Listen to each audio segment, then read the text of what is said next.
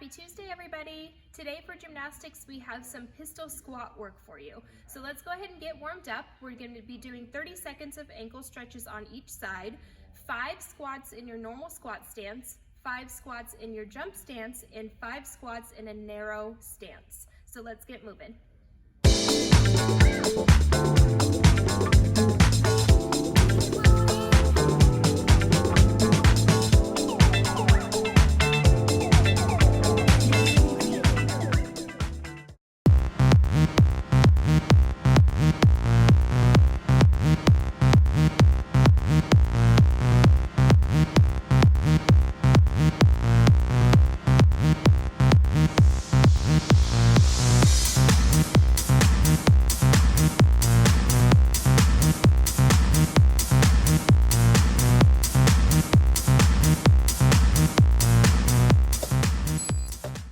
Our goal for this week is to get through 30 to 50 reps at whatever version of that progression that you're comfortable with.